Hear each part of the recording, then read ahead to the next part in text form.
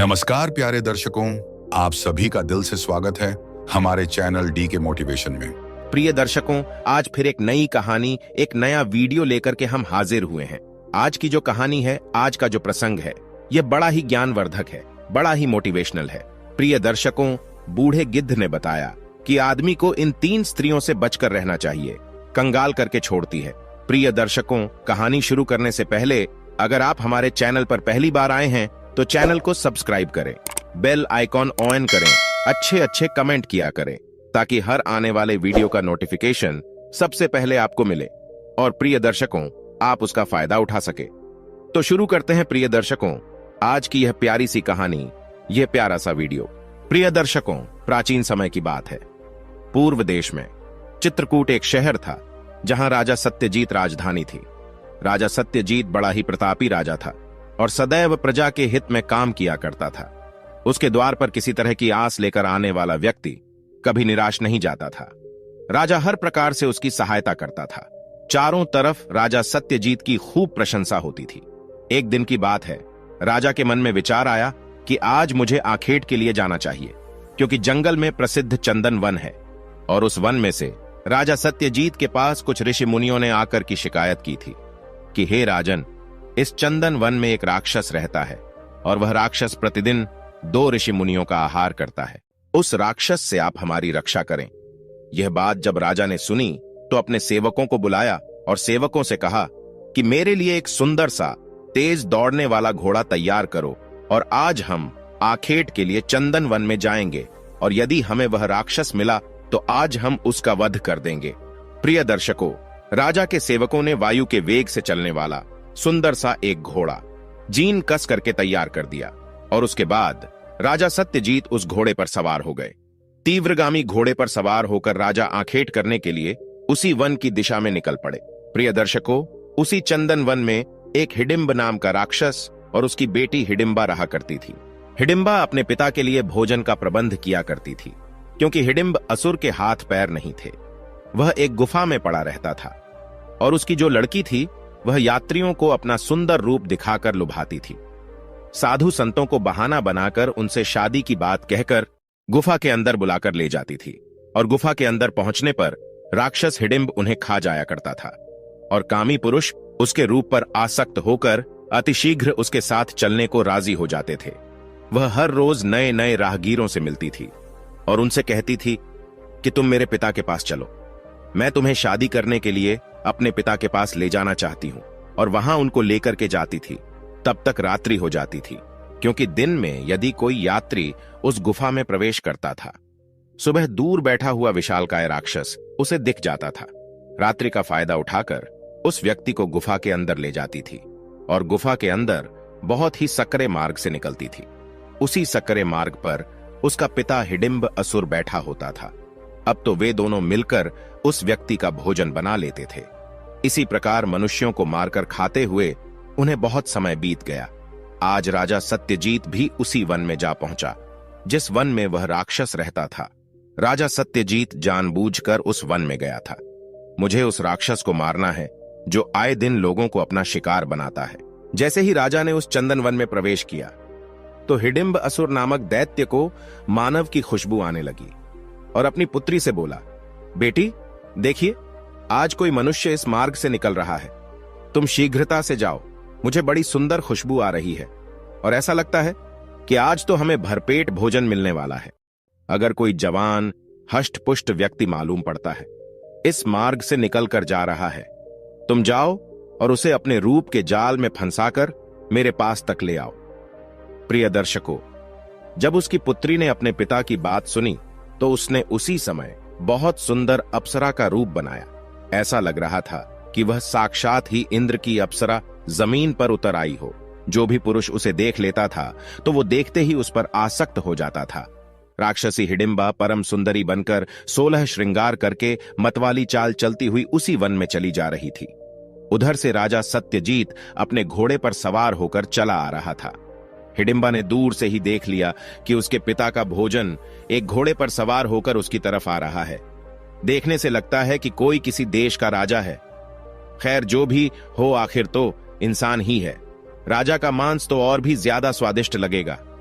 प्रिय दर्शकों, उसी वन में एक बहुत ही विशाल बरगद का वृक्ष था। उसी बरगद की टहनी में एक गिद्ध और गिद्धनी का जोड़ा रहता था। वे दोनों जानते थे कि इस वन में एक राक्षस है और उसकी एक पुत्री है जो लोगों को अपने रूप से लुभाती है और अपने पिता के पास ले जाती है। आज उन्होंने राजा सत्यजीत को जब उस जंगल में घोड़े से टहलते देखा तो गिद्धनी अपने पति गिद्ध से कहने लगी, हे स्वामी, चित्रकूट का राजा सत्यजीत बड़ा ही धर्मात्मा है और वह आज इस वन में घूम रहा है। जरूर वह दुष्ट राक्षसी राजा सत्यजीत को अपने जाल में फंसाने का प्रयास करेगी। हमें ऐसे राजा की रक्षा करनी चाहिए। प्रिय दर्शकों, वह गिद्ध गिद्धनी उस जंगल में होने वाली सभी गतिविधियों पर नजर रखती थी।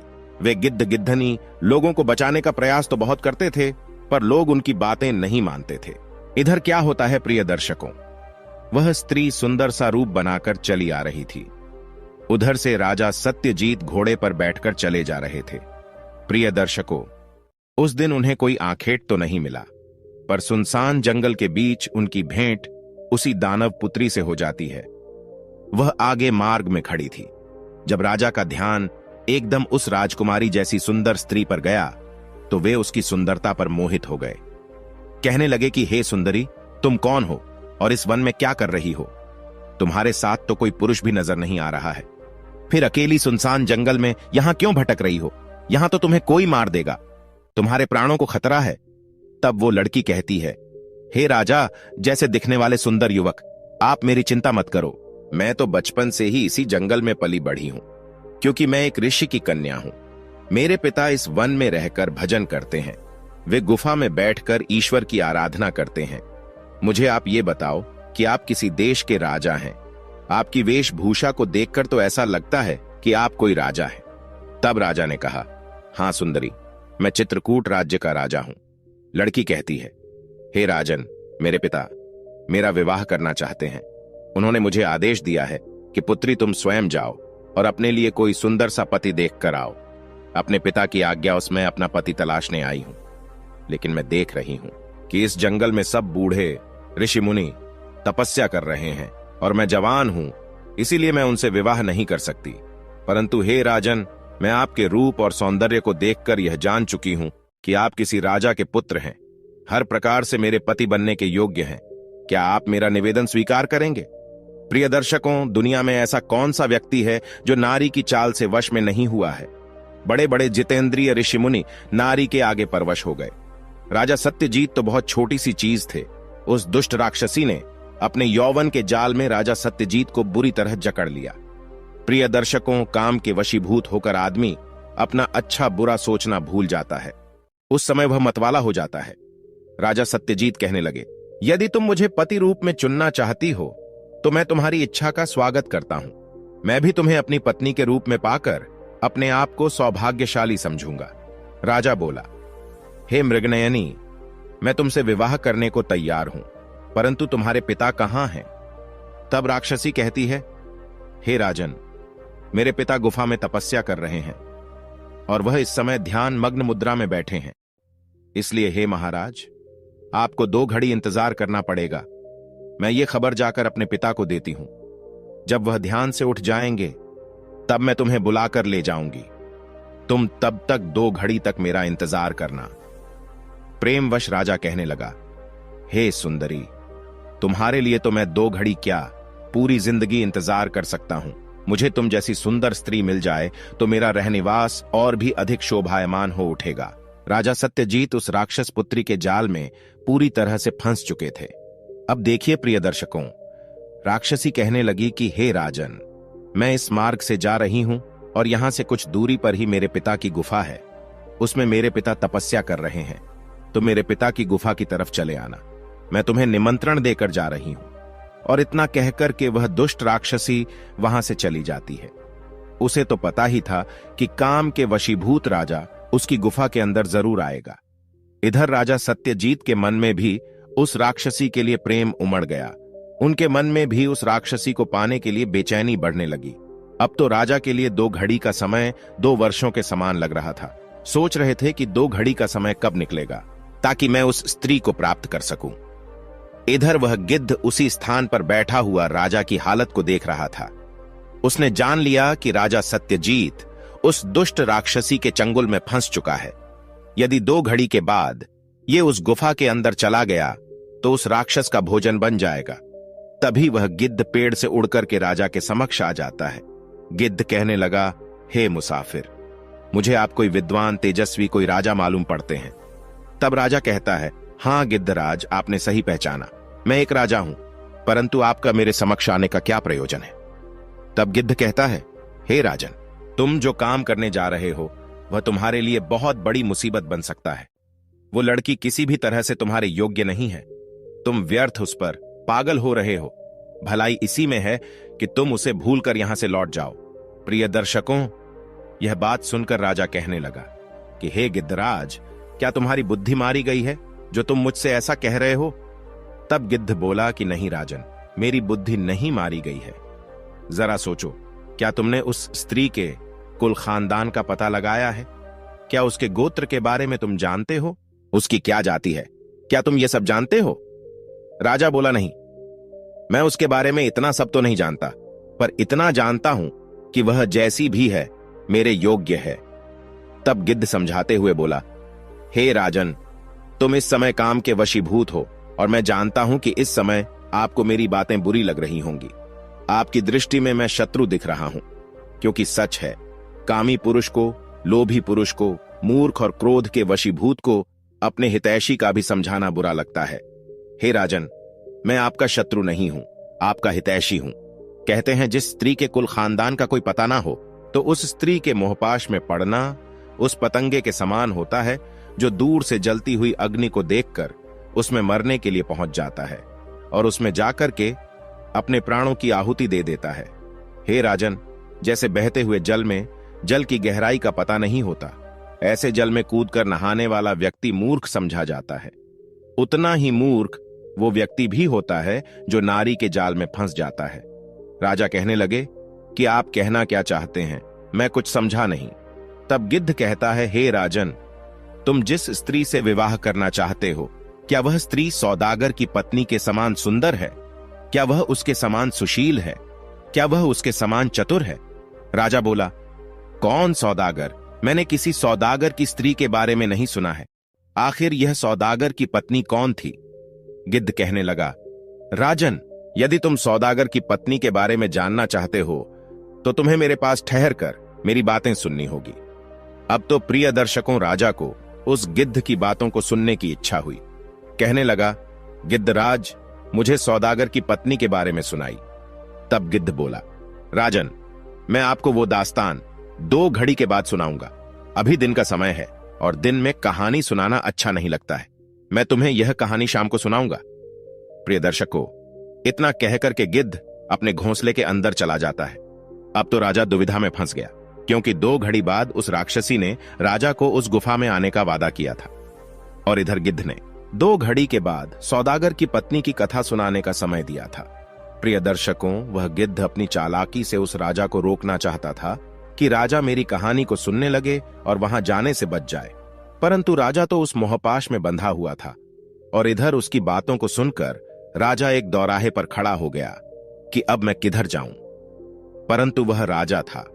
कुछ बुद्धि जागृत हुई, ईश्वर का साथ मिला, तो सोचने लगा कि मुझे उस सौदागर की पत्नी के बारे में जरूर जानना चाहिए कि आखिर सौदागर की पत्नी कैसी थी और यह गिद्ध सौदागर की स्त्री की इतनी बढ़ाई क्यों कर रहा है। मुझे जरूर आज की रात यहां ठहरकर वो कहानी सुननी चाहिए। प्रिय दर्शकों, धीरे धीरे 2 घड़ी का समय बीत जाता है। राजा उसी स्थान पर ठहरकर गिद्धराज के आने की प्रतीक्षा करने लगता है। थोड़ी देर के बाद गिद्ध भी आ जाता है। उधर वो राक्षसी उस गुफा के अंदर उसकी प्रतीक्षा कर रही थी कि अब तो राजा आता ही होगा, तो मैं और मेरा पिता उसको अपना भोजन बना लेंगे। इधर गिद्ध कहने लगा, हे राजन, अब मैं तुम्हें सौदागर की पत्नी के बारे में बताता हूं, ध्यान देकर सुनो। इस प्रकार गिद्ध राजा सत्यजीत को सौदागर की पत्नी की कहानी सुनाने लगता है। कहने लगा, हे राजन, एक वीरपुर नाम का शहर था। उस शहर में एक बहुत बड़ा धनवान सौदागर रहता था। सौदागर का व्यापार देश विदेशों में चलता था। बहुत बड़ा पैसे वाला था। उसके सामने वहां के राजा भी, महाराजा भी कम पैसे वाले मालूम पड़ते थे। तो एक दिन की बात है, सौदागर की मृत्यु का समय नजदीक आ गया। सौदागर जब मरणासन्न स्थिति में था तो सौदागर ने अपने बेटे को अपने पास बुलाया। सौदागर का एक बेटा था। मरते समय सौदागर ने अपने पुत्र को बुलाया और कहा कि हे बेटे, अब मेरा अंतिम समय आ गया है। मैं जा रहा हूं, फिर कभी नहीं लौटूंगा। तुम इस दुनिया में अकेले रह जाओगे। तुम मेरी कुछ बातों को सीख लो ताकि जीवन में तुम्हें काम दे और तुम कभी दुखी ना रहो। ये बात सुनकर के वह सौदागर का आज्ञाकारी पुत्र अपने पिता की बात को ध्यान से सुनने लगता है। सौदागर उसे समझाता है, देखो बेटे, जीवन जीने के लिए मेरी 5 बातें याद रखना। जीवन में कभी दुखी नहीं रहोगे। तो प्रिय दर्शकों, उधर वह गिद्ध उस राजा से कहने लगा कि हे महाराज, सौदागर मरते समय अपने पुत्र से बोला कि बेटे, मेरी 5 बातें याद रखना।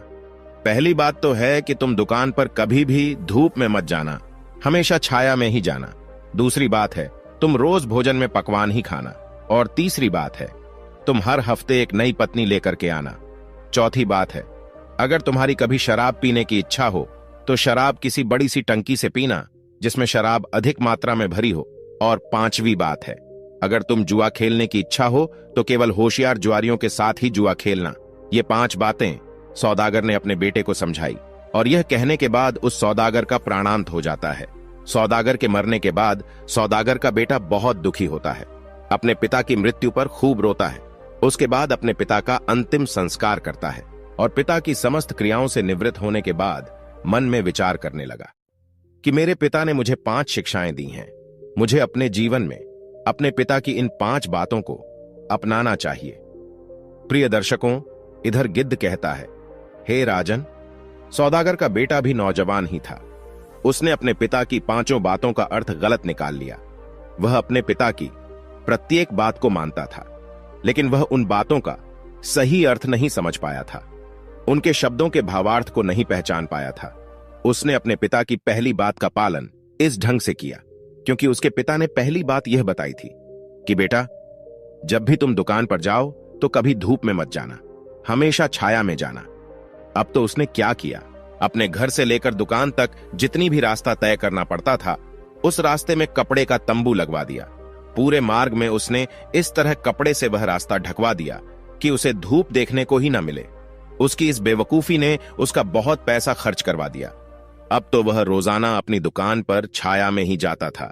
उसका यह व्यवहार देखकर उसके जो मित्र थे वे उसके पागलपन पर हंसते थे कि उसका पिता भी पागल था जो अपने बेटे को ऐसी शिक्षा देकर गया है, और बेटा भी पागल है जिसने अपने पिता की मूर्खतापूर्ण बातों को अपने जीवन में उतार लिया है। उसने अपने किसी मित्र की बात पर ध्यान नहीं दिया और रोजाना उसी रास्ते से चलकर अपनी दुकान पर आ जाता था। उसके पिता ने दूसरी बात समझाई थी कि बेटा हमेशा पकवानों का ही भोजन करना। तो उसने अपने पिता की दूसरी बात का इस ढंग से पालन किया कि अपने रसोइयों को उसने हुक्म दिया कि मुझे खाने में रोजाना पकवान बनाया जाए। प्रिय दर्शकों, अब तो जैसा उसके पिता ने कहा था वह रोज ही पकवान खाता था। भोजन में भी उसका बहुत पैसा खर्च होने लगा। इस प्रकार सौदागर की तीसरी बात थी कि हर हफ्ते एक नई पत्नी को लाना। प्रिय दर्शकों, हर हफ्ते पत्नी बदलने वाली बात सौदागर को बहुत भारी पड़ने लगी, क्योंकि हर हफ्ते एक नई पत्नी कहां से आए। एक हफ्ते बाद पत्नी को कैसे बदला जाए, यह सौदागर के सामने बहुत बड़ी जटिल समस्या थी कि पिता की बात का पालन कैसे हो।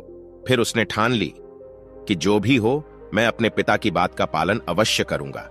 उसने क्या किया, अपनी विवाहिता पत्नी को घर से निकाल दिया और दूसरी पत्नी से विवाह रचा लिया। प्रिय दर्शकों, अब तो एक पत्नी को सिर्फ अपने घर में एक हफ्ते ही रखता था, उसके बाद उसे घर से निकाल देता था। हर हफ्ते नया विवाह करने से उसकी बहुत बड़ी धनहानि हो रही थी, और जो लड़की उससे विवाह करके आती थी उसकी जिंदगी भी बर्बाद हो जाती थी। धीरे धीरे यह बात सबको पता चल गई कि यह तो केवल 7 दिन तक ही पत्नियों को रखता है, उसके बाद छोड़ देता है। अब तो लोगों ने उसे अपनी बेटियां देने से इनकार कर दिया था। कोई भी उसे अपने बेटी ब्याहने को राजी नहीं होता था। उसने सोचा कि अब क्या किया जाए, पिता की आज्ञा का पालन कैसे हो। पैसे वाला तो वह था ही, अब तो वह हर हफ्ते स्त्रियों को खरीदने लगा। मुंह मांगा धन देकर हर हफ्ते एक नई स्त्री को खरीद लेता था और 7 दिन के बाद उन्हें अपने घर से निकाल देता था। इस प्रकार उसने सैकड़ों स्त्रियों को छोड़ दिया। प्रिय दर्शकों, उनमें से कुछ पत्नी बड़ी सुंदर थी, दयालु थी, साफ सुथरी थी और प्रेम करने लायक थी। उनको निकालने में भी उसको जरा भी बुरा नहीं लगा। क्योंकि अपने पिता की आज्ञा का पालन जो करना था, पत्नी को घर से निकालने के लिए वह कोई ना कोई बहाना ढूंढ लेता था। इस प्रकार उसने अनेक स्त्रियों का जीवन बर्बाद कर दिया। धीरे धीरे सौदागर का जमा धन खत्म होने लगा और इधर जब हर हफ्ते नई पत्नी को लाना मुश्किल हो गया, क्योंकि अब तो न कोई स्त्री उससे विवाह करना चाहती थी, न कोई उसे अपनी बेटी बेचता था। तभी एक बहुत ही बुद्धिमान लड़की थी।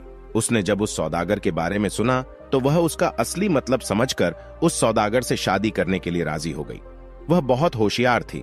इस प्रकार सौदागर से विवाह करके वह उसकी पत्नी बन गई। वह जानती थी कि 7 दिन बाद यह मुझे घर से निकाल देगा, फिर भी उसने जानबूझ करके उसके साथ विवाह किया।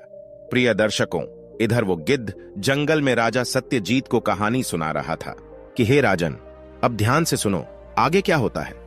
राजा सत्यजीत को भी गिद्धराज की कहानी में मन लगने लगा था। राजा बोला, हे गिद्धराज, मुझे और आगे की कहानी सुनाई। तब नाग सुनाता है कि वो सौदागर जब उस पत्नी के साथ अपने घर में रहने लगा, वह स्त्री हमेशा उसकी इच्छा के अनुसार काम करती थी। हर काम को वह उसके कहने से पहले ही करके रख देती थी। उसने कभी सौदागर को शिकायत का अवसर नहीं दिया ताकि वह गुस्सा कर सके और उसे घर से निकाल सके। इसी तरह धीरे धीरे 6 दिन बीत गए। हफ्ते के आखिरी दिन यानी 7वें दिन सौदागर को उसे बाहर निकालना था। सौदागर ने उसे शाम के खाने के लिए मछली का पकवान बनाने को कहा। उसका इरादा था कि वह भोजन में कमी निकालकर असंतुष्ट हो जाएगा और कुछ उल्टा सीधा कहेगा तो दोनों में झगड़ा होने लगेगा और वह अपनी पत्नी को घर से निकाल देगा। प्रिय दर्शकों, इधर उसकी पत्नी ने क्या काम किया? शाम के भोजन के लिए मछली का पकवान तैयार किया। उसकी पत्नी ने बड़ी चालाकी से काम लिया था। बाजार में से 2-4 तरह की मछलियां लेकर आई और शाम को उसने उनको अलग अलग तरीके से पकाया, कुछ मसालेदार, कुछ बिना मसालेदार, कुछ चीनी के साथ, कुछ नमक के साथ। शाम को जब सौदागर घर लौटा तो उसका खाना तैयार था। उसने जोर से चिल्लाकर के पूछा, क्या खाना तैयार है? तो उसकी स्त्री ने कहा, हां जी, खाना तैयार है। यह कहकर तुरंत ही उसने मीठे पकवान की प्लेट उसके सामने रख दी। मीठे पकवान को देखकर उसने गुस्से से कहा कि यह क्या, मेरे आगे ये क्या रख दिया? मुझे तो नमकीन पकवान चाहिए। सौदागर के इतना कहते ही पत्नी कहने लगी, अजी गुस्सा क्यों होते हो? मुझे पता था कि आपको मीठा पकवान पसंद नहीं आएगा, इसलिए मैंने तुम्हारे लिए नमकीन पकवान भी बनाया है। इतना कहकर उसने नमकीन पकवान की प्लेट उसके आगे रख दी। फिर सौदागर को कोई बहाना नहीं मिला तो उसने मछलियों में कमी निकाल दी। कहने लगा, मुझे यह वाली मछली नहीं चाहिए, मैं तो दूसरे किस्म की मछली खाता हूं। प्रिय दर्शकों, जब उसने इतना सुना तो उसके कहने से पहले ही उसने दूसरी किस्म की मछलियां उसके आगे परोस दी। अपनी प्लेट आगे खिसकाते हुए सौदागर बोला, मेरा मतलब इस किस्म की मछली से नहीं था, इससे अच्छा तो मैं गोबर खाना पसंद करूंगा। तब उसकी पत्नी ने, ये लीजिए। ऐसा कहकर उसकी पत्नी ने गोबर की टोकरी को ढक्कन से ढकी हुई थी उसके सामने लाकर रख दी। सौदागर अपनी सभी चाल चलकर हार गया था। उसके बाद उसने अपनी पत्नी से आगे कुछ नहीं कहा। उसने 2-3 प्लेटों में से कुछ खाना खाया और सोने के लिए चला गया, क्योंकि पत्नी को लड़कर घर से भगा न सका। सुबह होते ही उसकी पत्नी ने कहा, अजी, आज मैं अपने पिता के घर जाऊंगी और तुम्हें भी मेरे साथ चलना पड़ेगा। पिता के घर हम दोनों लोग दिन भर रुकेंगे और शाम को अपने घर लौट आएंगे। यह सुनकर सौदागर बड़ा प्रसन्न होता है। सोचने लगा कि यह इसने अच्छा तरीका बता दिया है, अब मैं इसे इसके पिता के घर पर ही छोड़कर चला आऊंगा। प्रिय दर्शकों, अगली सुबह सौदागर और उसकी पत्नी अपने ससुराल को जाने के लिए तैयार हो गए। सौदागर अपनी पत्नी के मायके जाने के लिए तैयार हो गया। उसकी पत्नी जब अपने गांव में पहुंची तो वह बाहर जाकर उसने अपने माता पिता से कहा कि यह व्यक्ति बेवकूफ है, परंतु मैं इसे मेरे हिसाब से समझा लूंगा। आप ऐसा करें, इनको खाने के लिए कुछ नहीं बनाएं, केवल पूड़ियां बनाएं। पूड़ियों के साथ सब्जी भी नहीं होनी चाहिए। जब यह बात माता पिता ने सुनी तो कहने लगे कि तुम क्या कह रही हो पुत्री? लड़की ने कहा, हां पिताजी, केवल इसे पूड़ियां ही बनाई हैं। प्रिय दर्शकों, अब तो ससुराल में केवल उसके लिए पूरियां सेक कर रख दी गई। कुछ घंटों के बाद वह अपने पति को एक छोटे से कमरे में ले गई और उसको बिठाकर उससे कहा कि आप यहां बैठकर शाम के खाने का इंतजार करें, खाना जल्दी ही तैयार होने वाला है। सौदागर बेचारा बहुत देर तक इंतजार करता रहा। खाने का कोई पता नहीं लगा कि कब आने वाला है। इंतजार करते करते उसकी भूख बहुत तेज हो चली थी। तभी उसने अपनी पत्नी को बुलाया और उससे कुछ खाने के लिए मांगा। तो पत्नी कहने लगी, मैं अभी लेकर आती हूं। कहने लगी, असल में हम लोग कुछ और मेहमानों का इंतजार कर रहे हैं। जब वो आ जाते तो साथ साथ बैठकर ही भोजन करते। मुझे लगता है कि उन मेहमानों को कहीं मार्ग में देर हो गई है, इसलिए अब तक नहीं पहुंचे। चलो कोई बात नहीं, आपके लिए खाना तैयार है। सौदागर कहने लगा, पर मुझे तो बहुत भूख लग रही है, मैं और उनका इंतजार नहीं कर सकता। मुझे तुरंत खाने के लिए कुछ लाओ। मुझे तुम्हारे मेहमानों के साथ खाने में कोई रुचि नहीं है। पत्नी बोली, ठीक है, पर अभी तक केवल पूरी ही बनी है, खाने के लिए कुछ और है नहीं। अगर आप खाना पसंद करें तो मैं अभी तुम्हारे लिए पुरिया ले आती हूं। सौदागर कहने लगा, लाओ, तब तक केवल पुरिया ही ले आओ। प्रिय दर्शकों, पत्नी ने लाकर उसे पुरिया दे दी। सौदागर को इतनी तेज भूख लगी थी कि वह बिना सब्जी के ही पुरिया खाने लगा। भूख में उसे पूरियों में इतना स्वाद आ रहा था कि इतना तो कभी पकवानों में भी नहीं आया, और वह रोजाना पकवान खा खाकर ऊब चुका था। कहने लगा, आज तो इन पूरियों में पकवान से भी अधिक स्वाद आ रहा है। मौका देखकर के पत्नी बोली, तब आप घर में रोज पकवान क्यों खाते हो? तब सौदागर बताता है कि मैं अपने पिता के वचन का पालन करता हूं। मरते समय मेरे पिता ने मुझे ऐसा करने के लिए कहा था। पत्नी समझ गई। पत्नी बोली, आपने उनके कहे का मतलब गलत समझा है। सौदागर कहने लगा, नहीं, मैंने उनका कोई मतलब गलत नहीं निकाला है। उन्होंने मुझे 5 सलाह दी थी। फिर उसके पिता ने जो कुछ भी उसको बताया था, वे 5 बातें सौदागर ने अपनी पत्नी को सुनाई थी। पत्नी बोली, तो इसीलिए आपने अपने घर से अपनी दुकान का जो रास्ता है वह ढक रखा है, इसीलिए तुमने हर रोज पकवान खाया है, इसीलिए तुम हर हफ्ते एक नई पत्नी बदलते हो। पत्नी बोली, तुम अपने पिता की बातों का सही अर्थ नहीं समझ पाए। इस तरह से जीने का रास्ता तो आपको बर्बाद कर देगा, आपकी जिंदगी को बर्बाद कर देगा, और शहर में कोई भी आपकी इज्जत नहीं करेगा, कोई भी स्त्री आपसे विवाह नहीं करेगी। यह बात सुनकर के सौदागर कहने लगा कि यह तुम क्या कह रही हो? पत्नी बोली, हां, मैं सच कह रही हूं। प्रिय दर्शकों, इधर गिद्ध राजा को समझाता है कि वह सौदागर की परम चतुर पत्नी कहने लगी कि हे सौदागर, मेरी बातें ध्यान से सुनो। जब आपके पिता ने आपको सलाह दी थी कि आप घर से अपनी दुकान पर जब भी जाएं तो छाया छाया में ही जाएं, उनकी बात का मतलब यह नहीं था कि आप उस दुकान का मार्ग कपड़े से ढकवा दें। उनका मतलब यह था कि यदि आप और अमीर और पैसे वाले बनना चाहते हैं तो सूरज निकलने से पहले दुकान पर जाएं और सूरज डूबने के बाद वापस अपने घर आया करें। जब दुकान जल्दी खुलेगी और शाम को देरी से बंद होगी तो बहुत अच्छा मुनाफा होगा। तुमने तो लाखों रुपए तंबू लगवाने में खर्च कर दिए, और तुम्हारे पिता ने दूसरी बात तुमसे यह कही थी कि रोजाना पकवान का भोजन करना। तो इसका मतलब यह नहीं था कि आप रोजाना पकवान खाएं, पर उनका मतलब यह था कि खाना किफायत से खाएं और उतना ही खाएं जितने से आपकी भूख मिट जाए। हर समय खाते रहने से पेट खराब हो जाता है। भूख लगने पर ही भोजन करने से भोजन कभी नुकसान नहीं देता है, और भूख में भोजन और भी अधिक स्वादिष्ट हो जाता है। आप तो रोजाना पकवान खा खाकर बीमार होने लगे हो। आपने इस बात का अर्थ भी गलत लगाया है। तुम्हारे पिता ने तीसरी बात तुमसे यह कही थी कि हर हफ्ते एक नई पत्नी से शादी करना। इसका मतलब यह नहीं है कि तुम हर हफ्ते एक नई लड़की का जीवन बर्बाद करो और अपनी पहले वाली पत्नी को छोड़ दो। तुम्हारे पिता का मतलब यह था कि हर समय पत्नी के पास मत पड़े रहना, हफ्ते में एक बार जाना। हर समय पास रहने से प्रेम घटता है और व्यर्थ की वाद विवाद बढ़ते हैं। हफ्ते बाद अपनी पत्नी के पास जाने से अपनी पत्नी ऐसी लगती है जैसे आज ही उससे शादी हुई है, और जब आप एक हफ्ते बाद उससे मिलोगे तो वह भी आपको खूब सम्मान देगी। जब आप उसी के पास में हर समय पड़े रहोगे तो उसकी तरफ से आपका मान सम्मान भी घट जाएगा। देखिए प्रिय दर्शकों, सौदागर ने जब अपनी पत्नी की बातें सुनी तो उसे अपने पिता की बातों का मतलब अच्छी तरह समझ में आ गया था। वह अपनी पत्नी से कहने लगा, हे परम सुंदरी, आज तुमने मेरी आंखें खोल दी, वरना मैं तो अपना सारा धन भी बर्बाद कर देता और न जाने कितनी लड़कियों का जीवन खराब कर देता। मुझे इस बात का बड़ा अफसोस है कि मैंने अब तक जो किया है वह बहुत गलत किया है। हे प्रिय, वास्तव में तुम बहुत होशियार हो। तुमने मुझे जीवन जीने के मार्ग पर ला दिया है और यह बता दिया है कि जीवन कैसे जिया जाता है। हे प्रिय, अब तुम उनकी उन 2 बातों का भी मतलब मुझे समझा दो। उन्होंने मुझसे कहा था कि जब शराब पीने की इच्छा हो तो टंकी से शराब पीना जिसमें अधिक शराब हो, और दूसरी बात उन्होंने ये कही थी कि जब भी जुआ खेलने की इच्छा हो तो बड़े जुआरियों के साथ जुआ खेलना। इन 2 बातों का क्या मतलब है?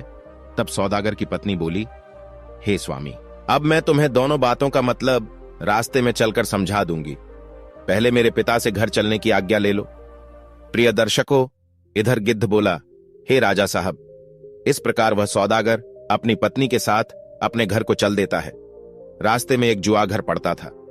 सौदागर की पत्नी सौदागर को लेकर जुआ घर में गई। वहां पहुंचकर उसने हर मेज पर होती हुई चालाकियां, छल प्रपंच को समझाया और उन लोगों से मिलाया जो बहुत बड़े नामी जुआरी थे, जिन्होंने अपना सब कुछ जुए में हार कर अब सड़क पर आ चुके थे। सौदागर की पत्नी बोली, आपके पिता का यही मतलब था कि आपकी जब भी जुआ खेलने की इच्छा हो तो आप इन बड़े जुआरियों को देख लेना, इनके पास बैठना, इनसे पूछना कि आप बर्बाद कैसे हुए, आज उनकी हालत इतनी बद से बदतर कैसे हो गई। आपके पिता यही चाहते थे कि आप यह सब देखें, फिर ऐसी हालत में न पड़े। यही तो कहा था आपके पिता ने कि जब जुआ खेलने की इच्छा हो तो होशियार जुआरियों के साथ खेलें। इसका मतलब है कि उन्हें देखें, उनको समझें कि आखिरकार उनकी जिंदगी कितनी खराब है। तुमने उसका गलत अर्थ निकाल दिया। प्रिय दर्शकों, सौदागर की समझ में अपने पिता की चौथी बात भी आ चुकी थी। उसके बाद सौदागर की पत्नी अपने पति को लेकर के शराब खाने में पहुंची। वहां शराब बनाने का एक बहुत बड़ा टैंकर रखा हुआ था। पत्नी ने शराब की बनी उस टंकी की तरफ इशारा करते हुए कहा कि उसको चलकर देखिए, वहां से जी भरकर शराब पीजिए। प्रिय दर्शकों, सौदागर फौरन उस शराब की टंकी के पास पहुंच गया। उस टंकी से बहुत बड़ी, बहुत बुरी दुर्गंध आ रही थी। वहां पर खड़े होकर शराब पीना तो दूर, वहां ठहरना भी दूभर हो रहा था, और उसके जो बनाने का तरीका था वह बड़ा ही गंदा था। उसको देख करके सौदागर नीचे उतर आया। कहने लगा कि मैं यह शराब नहीं पी सकता। उसकी पत्नी बोली कि तुम्हारे पिताजी का यही मतलब था, यही तुम्हारे पिताजी कहना चाहते थे, इसीलिए उन्होंने आपसे टंकी से शराब पीने के लिए कहा था, ताकि तुम समझ जाओ और जीवन में शराब का सेवन न करो। प्रिय दर्शकों, अपनी पत्नी के मुख से अपने पिता की पांचों बातों का मतलब समझने के बाद सौदागर अपनी पत्नी से क्षमा मांगने लगा और कहने लगा कि हे जीवन संगिनी, तुमने मेरे जीवन में आकर मेरा जीवन धन्य कर दिया है, मुझे सही रास्तों का ज्ञान करा दिया है, वरना तो अब तक मैं बर्बाद हो जाता। मैं न जाने कितने धन की बर्बादी कर चुका हूं, कितनी स्त्रियों को अपने घर से भगा चुका हूं। तुम्हारे जैसी स्त्री जिस घर में होगी उस घर का कभी बुरा नहीं हो सकता। इस प्रकार सौदागर अपनी पत्नी के साथ हंसी खुशी से रहने लगता है। इधर वह गिद्ध राजा सत्यजीत को समझा रहा था कि हे राजन, यदि तुमको ऐसी पत्नी मिल जाए जो तुम्हारी प्रत्येक बात का अर्थ समझा सके, तब तुम विवाह कर लेना। अगर तुम किसी स्त्री के रूप के यौवन के जाल में फंस गए तो समझ लेना तुम बहुत बड़ी मुसीबत में फंस सकते हो, क्योंकि जो स्त्री गुणों और विचारों से सुंदर होती है वही स्त्री सबसे अधिक सुंदर होती है। रूप का मायाजाल तो मनुष्य को मुसीबत में डाल देता है। जो स्त्री बहुत अधिक सुंदर हो उनसे बचकर रहना चाहिए। कई बार ऐसी स्त्रियों के जाल में फंसने के बाद मनुष्य जीवन भर रोता है। जो स्त्रियां दुष्ट चरित्र वाली हों, बिकाऊ हों, अपना स्वार्थ सिद्ध करने के लिए किसी भी हद तक जा सकती हो, ऐसी स्त्रियों से सदैव दूर रहना चाहिए। वो सिर्फ एक छलावा होती है, प्रेम नाम का उनके अंदर लेश मात्र भी अंश नहीं होता है। उनकी नजर सिर्फ आपके धन पर होती है। धन लूटने के बाद वे इस तरह मनुष्य को निकालकर फेंक देती हैं जैसे दूध से मक्खी निकालकर फेंक दी जाती है। जो स्त्री क्रोधमुखी हो उस स्त्री से सदैव दूर रहना चाहिए। क्रोधमुखी स्त्रियां सदैव अपने पति को अपनी कटु वाणी से चोट पहुंचाती रहती है। दुष्टा भार्या शठम मित्रम भृत्यश्चोत्तरदायक ससर पे गृहे वासो मृत्युरेव न संशय। जिस घर में दुष्ट स्त्री होती है मूर्ख मित्र होता है, जवाब देने वाला नौकर होता है और घर के अंदर सांप रहता है तो उसमें मृत्यु कभी भी आ सकती है। प्रिय दर्शकों, इस प्रकार गिद्ध ने राजा सत्यजीत को कहानी सुनाई और इधर तब तक प्रातः काल हो जाता है। गिद्ध यही तो चाहता था कि राजा का जो समय है वह यही बीत जाए और वह राक्षसी के पास जाने से बच जाए। प्रिय दर्शकों, हमारी आज की कहानी, आज का वीडियो यहां समाप्त होता है। हम आशा करते हैं आपको यह कहानी बेहद पसंद आई होगी और आप इस कहानी से बहुत ही प्रेरणा लेंगे। तो मिलते हैं आपसे अगली वीडियो में, तब तक के लिए अपना ख्याल रखिए और खुश रहिए। धन्यवाद।